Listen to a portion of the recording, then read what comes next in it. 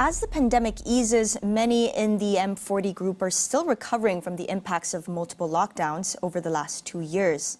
Ahead of Budget 2023, Economist Professor Geoffrey Williams discusses the needs of this group faced with increasing pressure from rising inflation.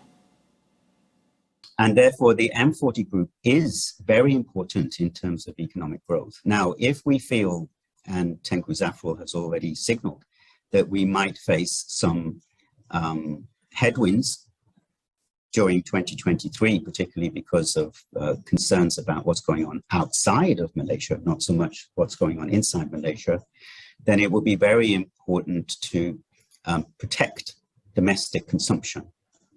And the M40 group are a very important component of domestic consumption because they spend a lot more money than the B40 group, and they tend to spend it here in Malaysia. Whereas the T40 group, of course, they spend more, but they tend to spend more on foreign products and expensive products and this sort of thing. But the M40 group is key to protecting the level of consumption. And that means that that will provide extra consumption for Malaysian companies, particularly SMEs, that will help SMEs to recover. It will improve their revenues. They will have more money to invest, and that will help to underpin economic growth more sustainably. Targeted subsidies, says Geoffrey, may not be the most effective measure to alleviate the burden of the M40 group. He offers suggestions on schemes that will be most beneficial, catering to different types of households.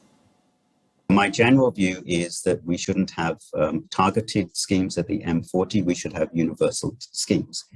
And these universal schemes should be focused on helping with a universal basic income, helping them with a universal basic pension scheme so that they can recover their pension funds, perhaps making some changes in taxes so that you get better tax treatment if you want to save more into your EPF or into your private retirement scheme, perhaps changing the limit on the amount of money that you can put back into your EPF in the year. It's currently about 60,000 ringgit, but if they just remove that upper limit, many people would be able to recover their funds more quickly.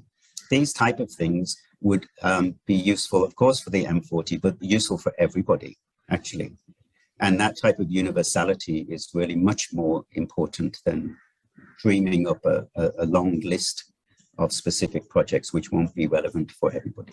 The general principle is that individuals know best and households know best how to spend their own money. So you should give as many opportunities as possible for them to keep as much of the money that they earn themselves and choose for themselves how they want to spend it and how they want to save it, because they are the ones who know best how to do it. And that's universal. That's true for every group of people at every income level.